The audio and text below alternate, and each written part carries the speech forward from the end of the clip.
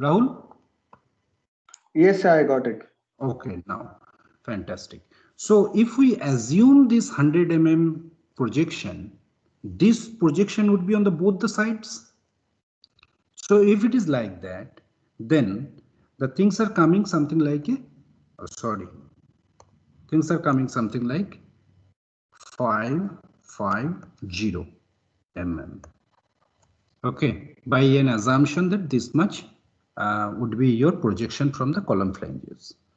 Okay, so now if it is like that, then what I am going to do, the next part is I am going to find it out a particular ratio. What is the purpose of this ratio? Let me come back little late.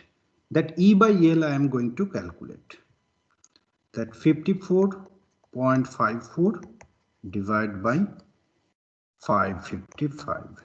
I'll be coming back why it has been coming up. So it is becoming now 1.1 by 9.90, something like that. So it is actually less than 1 by 6. Okay.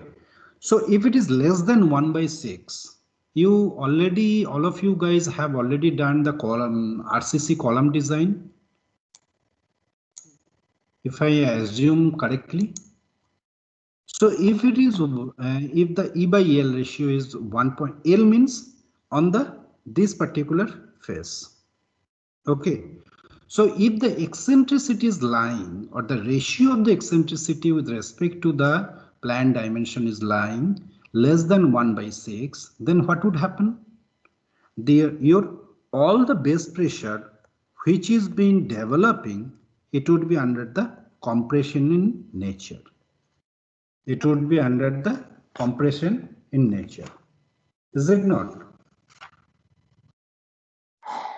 Yes, sir. So there would be basically, let me clarify once again. There would be basically, when this particular moment term would be there would be three different, or let's say two different cases. Case 1 belongs to E less than L by 6. Case 2 belongs to E less equal to L by 6, to L by 3, and case 3 would be E greater than L by 3. Okay, so if it is like that, then for this particular case, what I am going to do, if this becomes like this way, then the entire base plate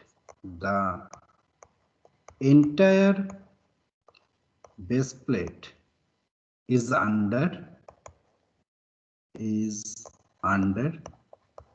compression. Okay, so if it is under compression, then there might be a variation from one end to the other end. So here it would be the P minimum, and here it would be the P maximum. Likewise we do in the concrete design also. Okay, now if it is something like this way, then what would happen? Can anyone tell? Most of the part of the base plate would be under compression with little or negligible tension on the remaining part. Tension on remaining.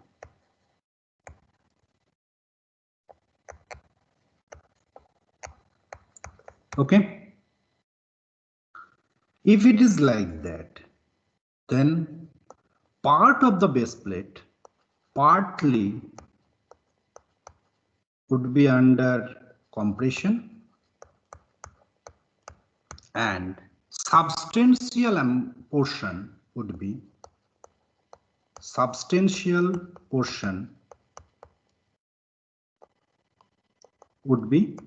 tension part. Is that clear to all of you? Yes, sir. Okay. So with this, if I look into that is why I had tried to calculate what is the E by L ratio, or otherwise I would have been calculated what is the E with respect to the L, whatever I am basically assuming. Right? Now, what is the next thing? Next thing is, so the case 1 is now governing in my case, or in the present case. I should not say my case, but it is in the present case. So what has been required as the basic understanding or basic protocol of making the base plate design is to limit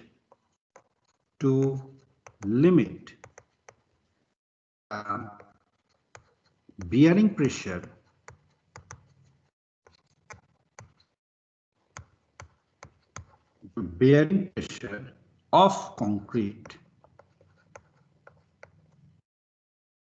at 0.45 FCK, the width of base plate required is B would be equal to width of the base plate B would be equal to how much it could be?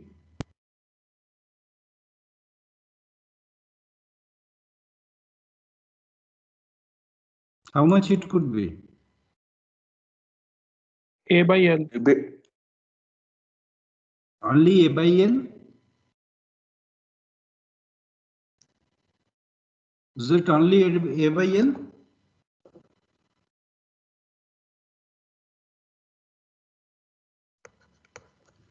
P divided by L times 0.45 FCK.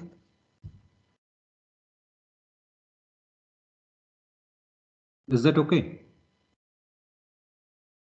The why 2? 2 नहीं होगा?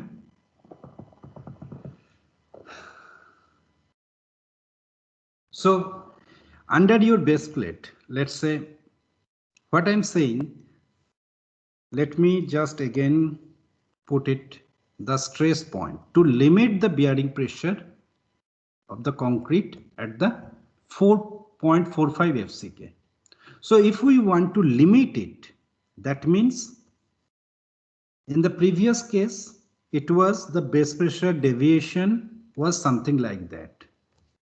Okay. Now, if I want to limit, that means what I could make it, I could make this limitation. If I Yes, go, sir. right. So now if it is like that, so this is half B times L total area times 0.45 FCK, which is to be equated to the factored compressive force. Is it not? Yes, sir. Okay. So if it is that, then I'm not going to make the calculation because you know already what is PL and all. So it would, let me write it for the more clarity. Divide by, how much was the L? 550 times 0.45 times 20, which is becoming 666.66 millimeter. And we may easily provide 670 or 680, something like that, nearby. Okay. So I have concluded in this way. Let us provide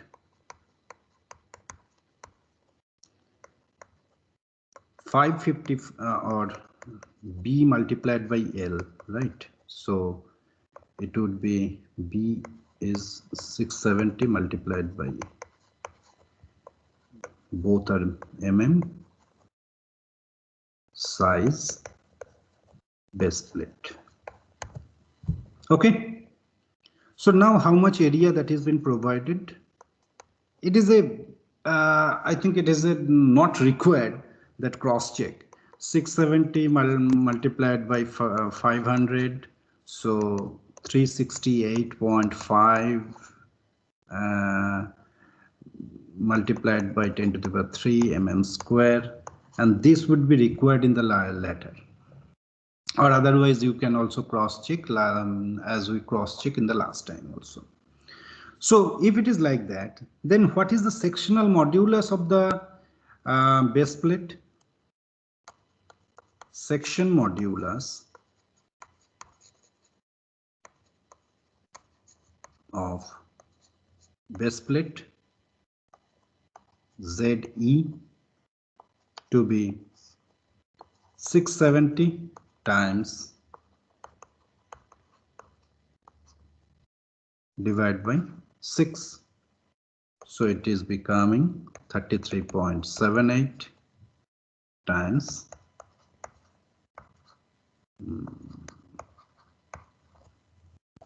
okay. Now still now we have not calculated the thickness. We will be calculating the thickness in a bit different manner now. Okay. So what is the next thing that we should do? Now we should calculate that what is the maximum pressure, P max, P upon A plus M by ZD, right? So P upon A divided by ZD.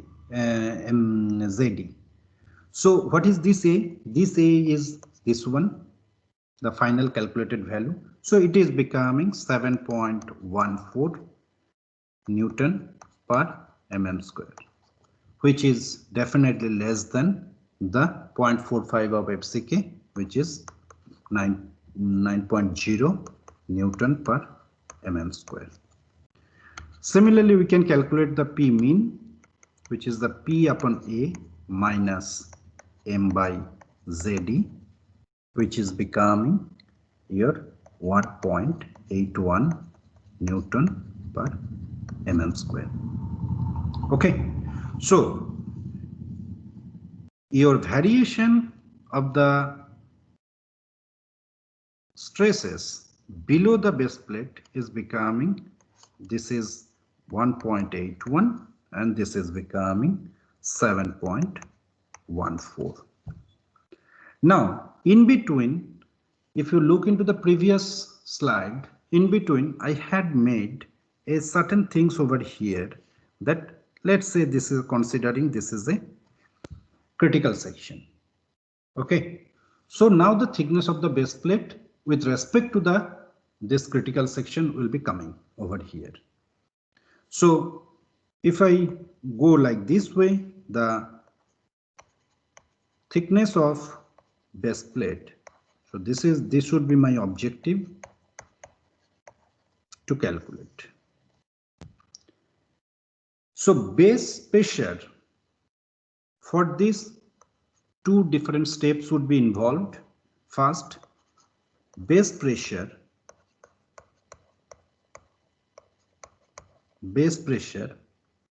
at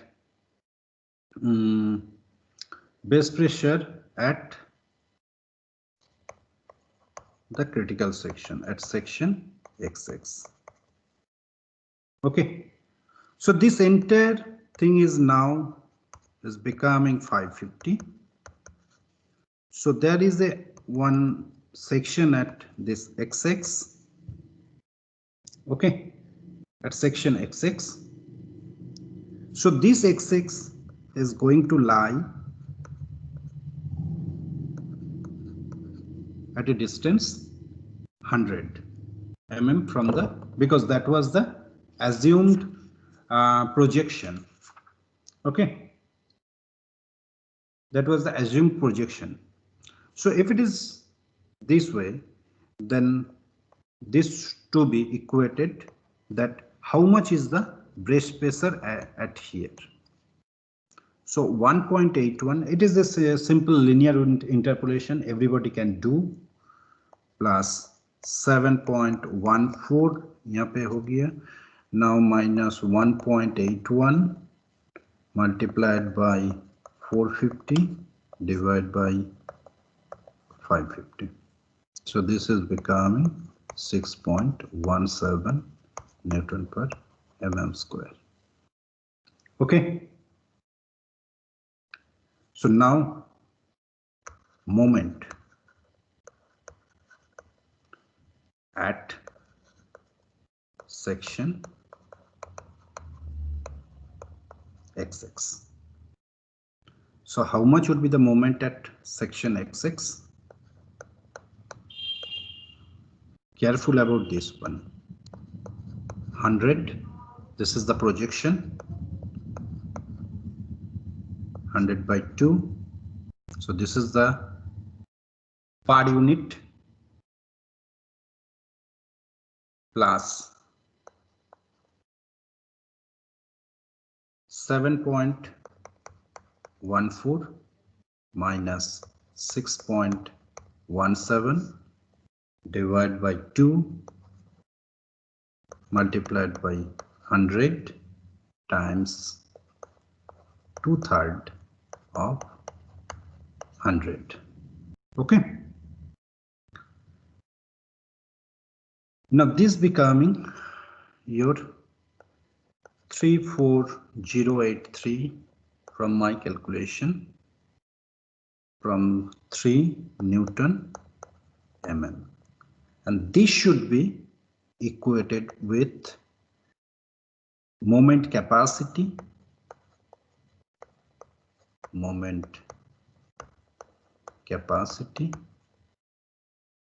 of the base plate MD is equal to 1.2 times of Fy by gamma.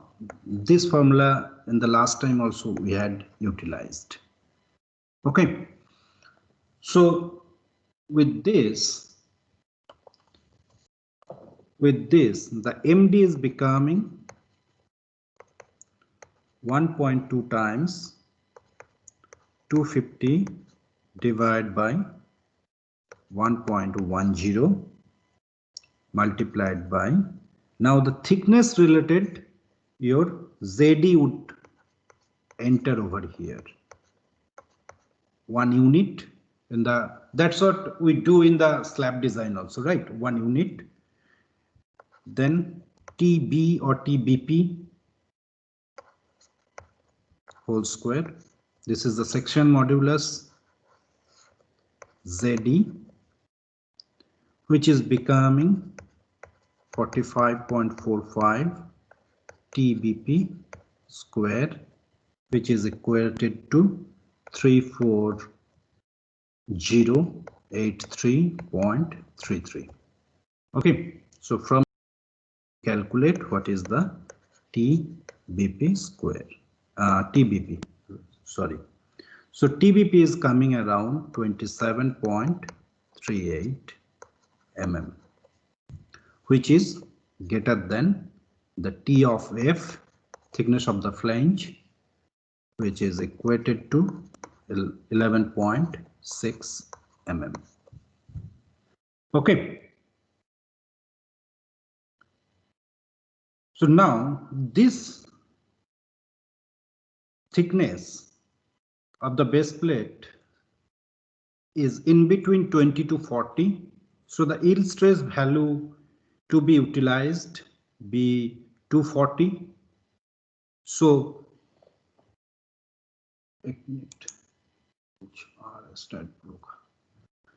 so TBP 27.38 is there. So I would get it into that TBP is, we can provide 28 mm to to 30 mm within this range. Okay. Now, another point that is to be noted over here. In general, what happens if the entire base plate is under the compression in nature, then what we require, first the base plate, we have calculated all the geometrical details of the base plate. Now this base plate is to be resting on the pedestal or the foundation, and the foundation is basically your concrete. So we need to provide certain anchor bolt. Now the fact is, provide the anchor bolt. Anchor bolts are generally provided to maintain the connectivity from the column to steel, from the RCC component to the steel component through a base plate. Now you see, if there is no such kind of, your tension component comes into the picture in the base pressure, in the base pressure calculation, we can eventually put some ad hoc basis this anchor bolt. Let's say I can provide in a ad hoc basis in a practical experience that 4 number of 20 dia anchor bolt with 400 anchorage length, or the embedment length. Yesterday I said what is meant by the embedment length. I can easily provide. If I have by any chance that there is a mixture of this tension and compression at the base or at the below of the base plate, then I have to make the design that how much or how many number of base plates are required. And sometimes in the practical scenario, generally I prefer to do for most of our design checking, while making the design checking, that let's say this is a base plate with the similar thickness. I generally do not want to give less than 20 mm your thickness of the base plate, whatever may be the situation, more than 20. And the number of or the diameter of the anchor bolt, generally practical sense, it is to be required at least 16, but I do not prefer to put 16, rather than I prefer to put at least 20 mm dia with anchorage length or the embedment length of 400 mm. Okay, embedment length. Now let's say another one issue would be there to make more stabilize, because you do not have any control over the field. So in the field there might be certain issues that you do not know, that site engineers are basically doing or tackling by their own way. So to ensure that there is no compromise regarding the safety and all of the structure, what we used to provide, we used to provide certain stiffener over here.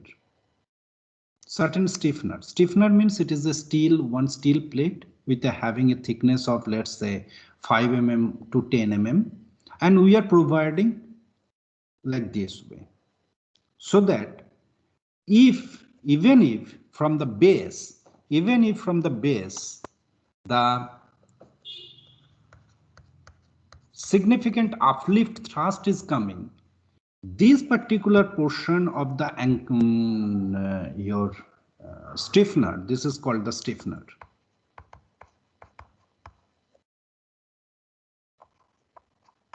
Stiffeners, they would be able to consider or keep or take certain amount of load. Stiffener, there is many different ways the stiffener may be provided. It is above your design. Okay, it doesn't require any special design protocol or design guideline. Okay. So when this kind of situation might occur, suppose for example, if I have, how do I get this base pressure or gross bearing capacity or the safe bearing capacity? Generally the geotech investigation has to be done. geotechnical or soil investigation has to be done. But there may be certain situation that we observe that this geotechnical investigation or soil investigation, whatever the value they got after the SPT test, the value is very less, or the reported value is very less. But when it is reporting to you, they are reporting that it is more high. So you have been assumed to make the design based on certain higher SBC value, but actually on the field it is a low SBC, because at certain point of time they have changed the configure mind their plan, and they said that okay, no, in this place the structure cannot be built, it can be segregated certain, let's say 500 meter or 1 kilometer away from the proposed plan. First of all, it should not be done in that way. And second thing is, perhaps they have missed certain things in the field, that the field itself was what I would say, the infill, having the infill. So infill, the strength in the infill, the SBC value would be very less than the compacted soil SBC value.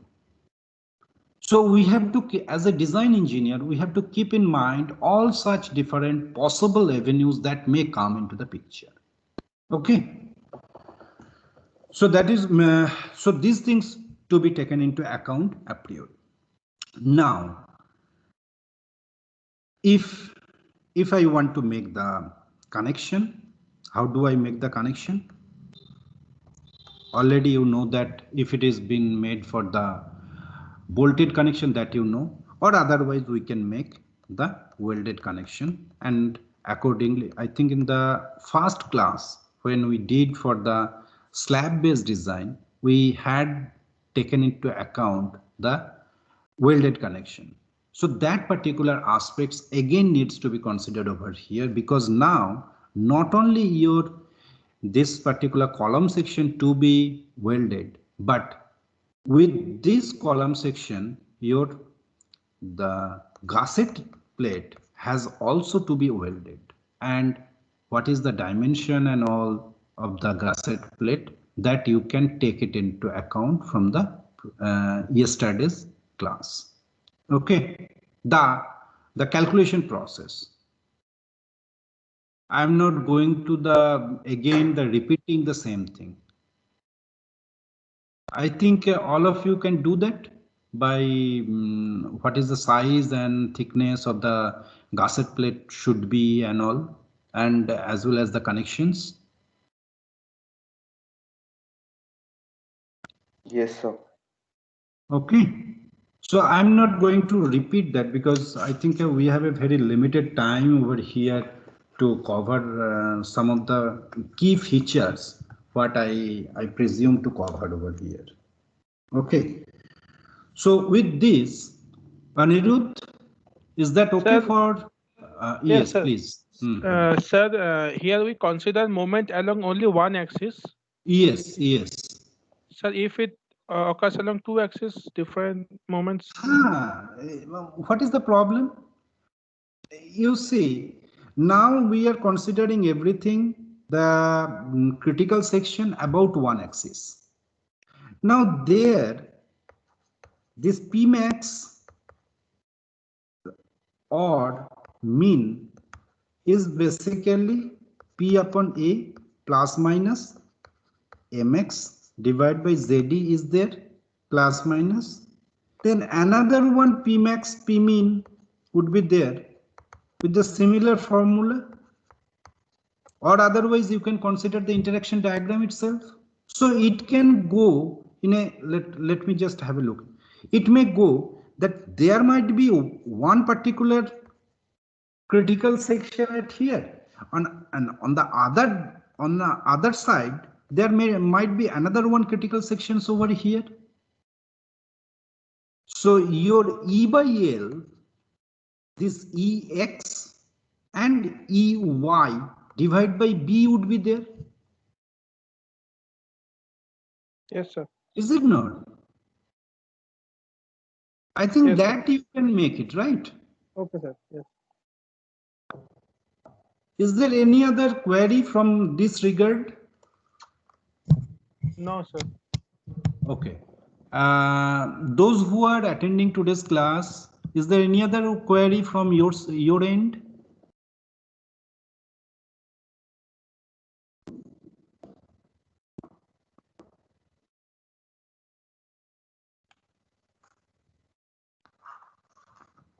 There is no other query. Okay, fantastic. Thank you.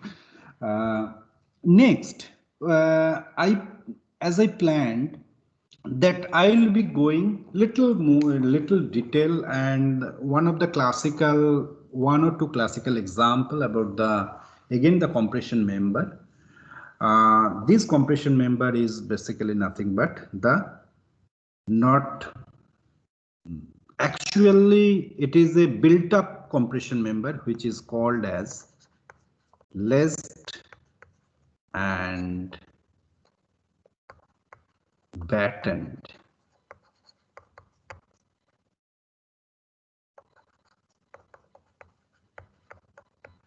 Battened column. Okay. So laced and battened column. Generally what happens if we have, let's say if we have an I section,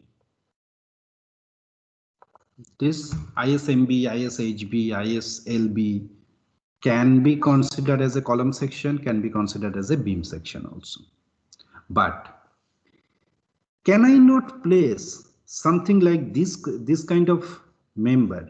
This is called channel section.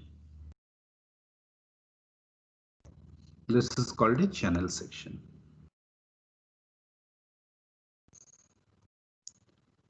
So this is A, B, B. Generally, if we are considering the lacing, that means it is basically a built up, or otherwise it could be something like this way.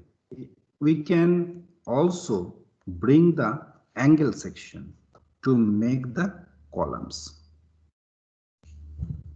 Okay. So on the top of that, some plates would be there over here also, over here also, and here. So primarily the structural component here would be composed of the angles or the channels. Now what would happen if it is like that? Two different scenario could be evolved. One is called the single lacing system,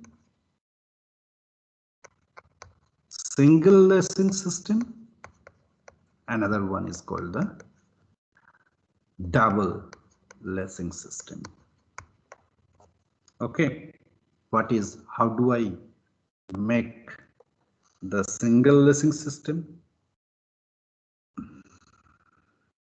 Let me draw it.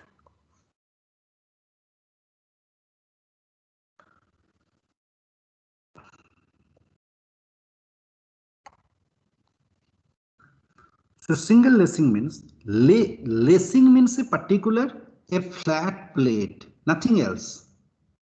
A flat plate which is to be utilized as a lace. Okay. So what we could make it?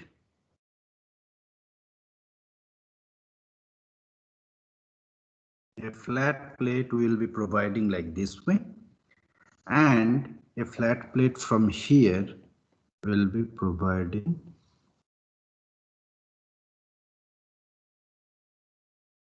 like this way. Okay. If it is a double lace, then what would happen? If it is a double lace, then from here to here one particular thing is going. From here to here, I'm connecting from a central line, but it may not be on the central line. Okay. So what it would happen?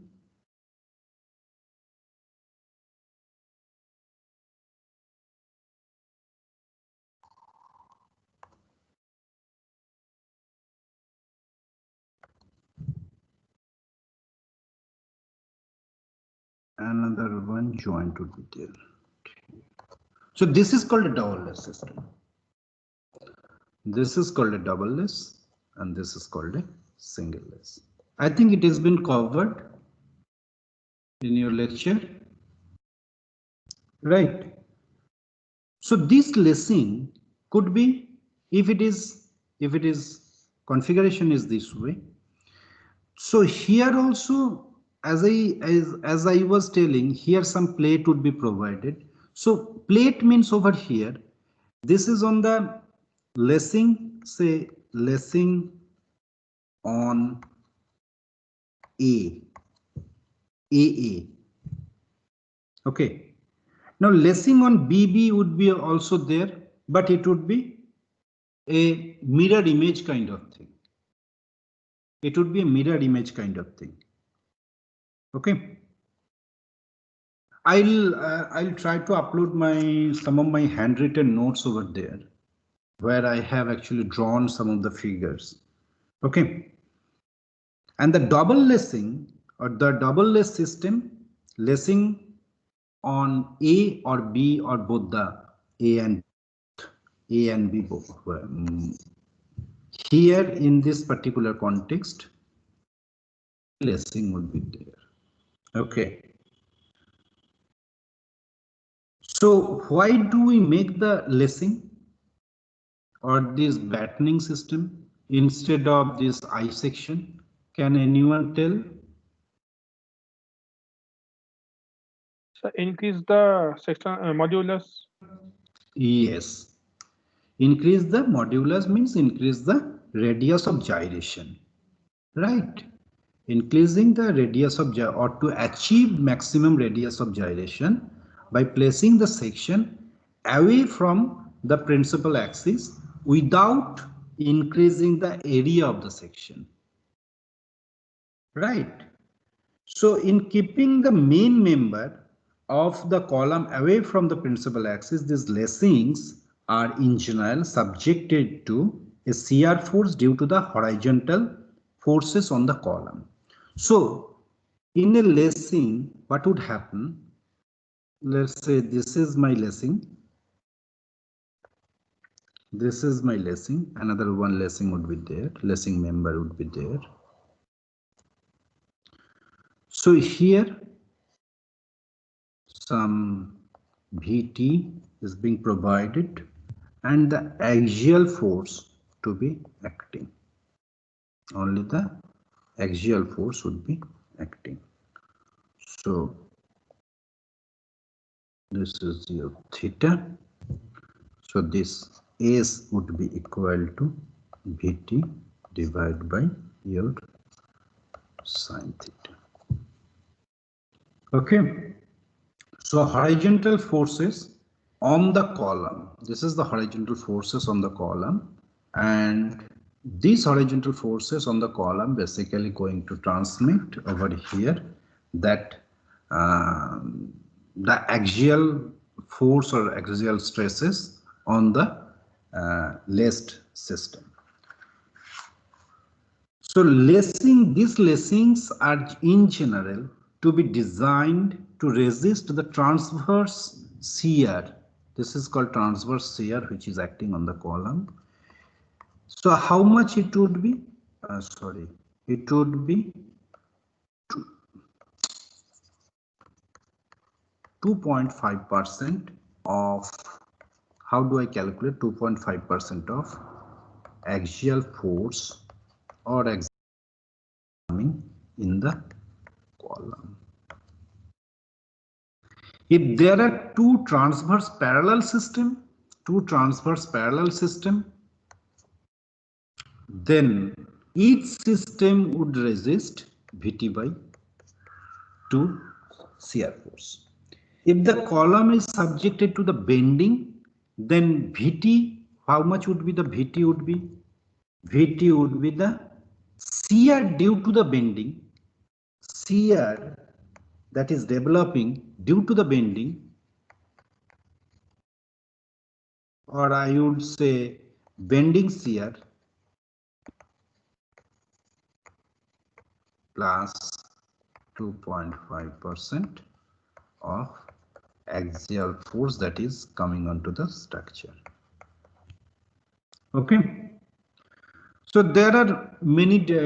I think have you ever gone through the IS code regarding this lacing and battening system? Any of you? It is there on the clause 7.6. All the design guideline or the step-by-step process of IS 800 2007. Right. So the first point that is required to be considered over here is, as far as possible, the lacing system should be uniform throughout. This is the first thing that the code is being said. Second thing that is the code is being saying is that in single lace system, the direction of the lattice or the laces on the opposite faces should be shadow or the mirror to the other. It should not be mutually opposite in nature. Okay, this is very important. It should be shadow of the other. Here what wording, it should be shadow of the other, not mutually opposite to each other. Similarly over here also these two faces. Now if the bolts or rivet, generally we do not consider the rivet, but if the bolted connections are being provided, then the minimum width of the lacing bar shall be 3 times of the nominal diameter. Minimum thickness or minimum width of lacing bar would be at least 3 times of the nominal diameter of the bolt. And what is the next point? Next point is, if the lacing system or the lacing bar is a flat lacing bar, then the thickness of the flat lacing bar should not be less than 1/40th of its effective length for single lacing and what is going to have 1/60th of its effective length for double lacing. Okay. The fifth point or fifth step would govern that the lacing bar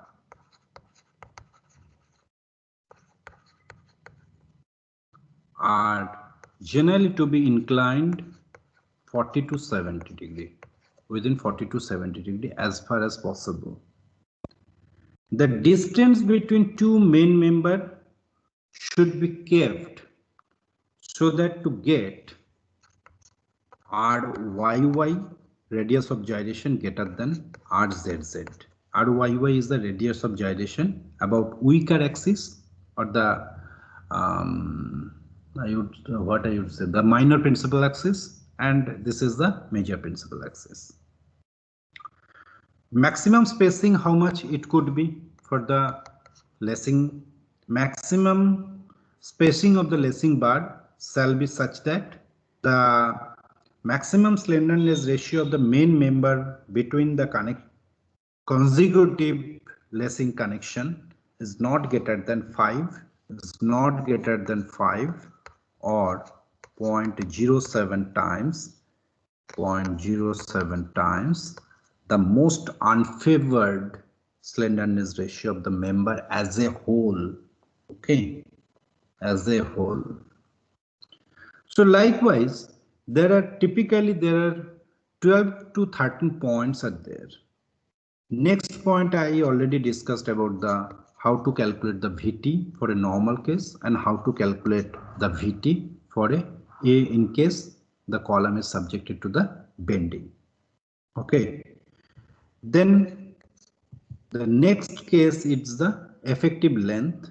Effective length of a single lace system should be equal to the length between inner end fasteners. Inner end fasteners from here to here. Okay.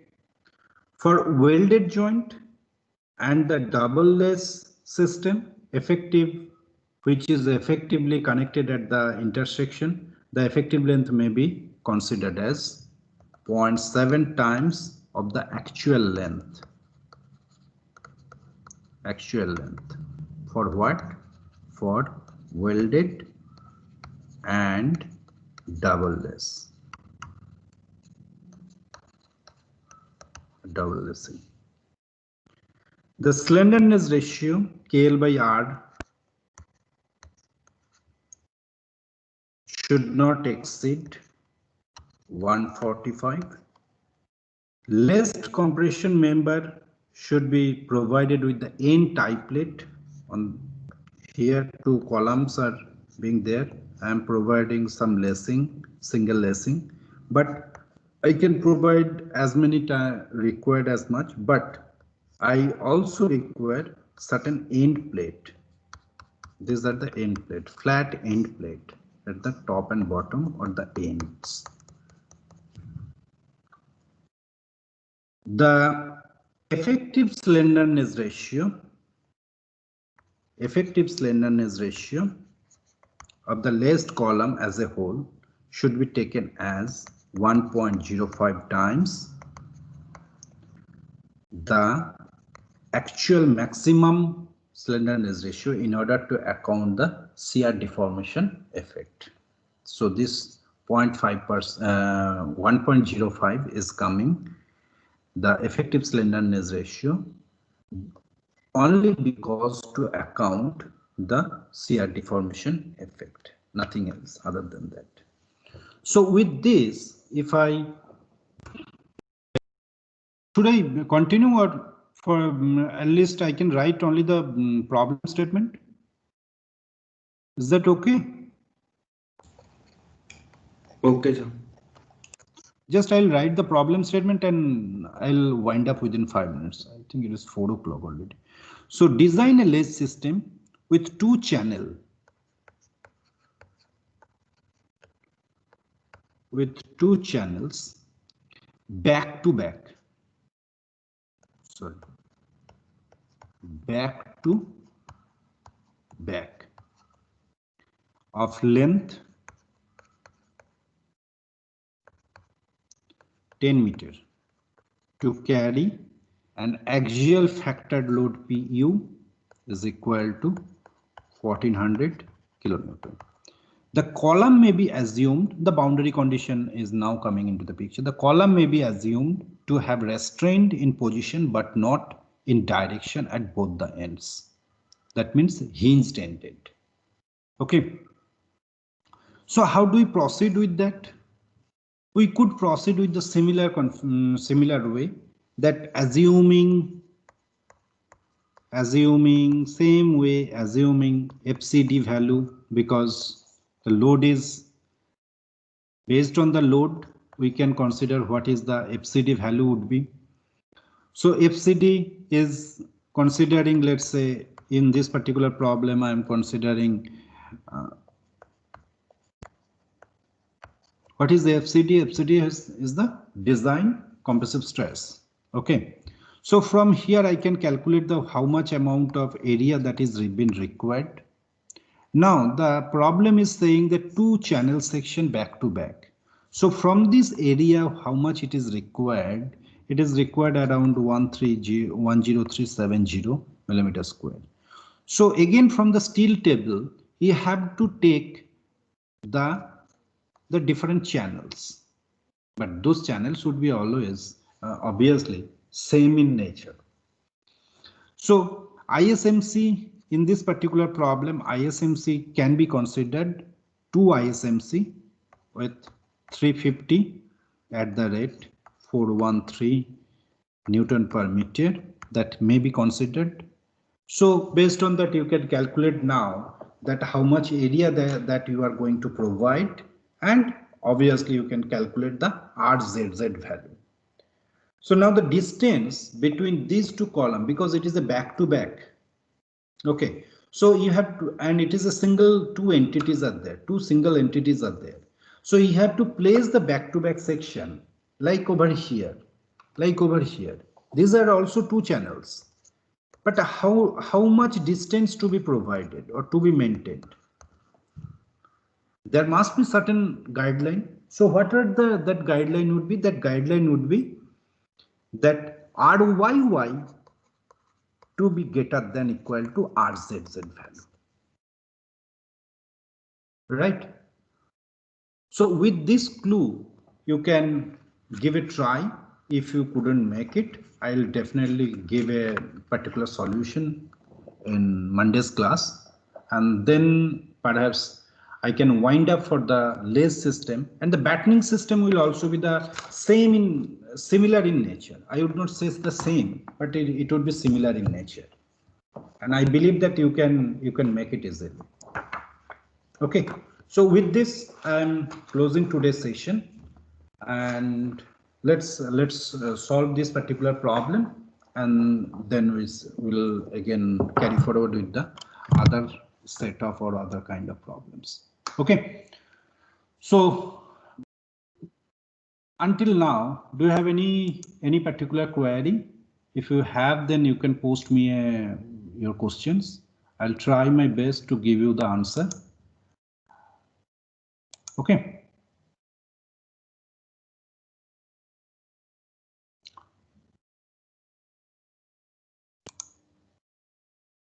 Thank you very much to all of you. Now I'll wind up if you do not have any question. Should I?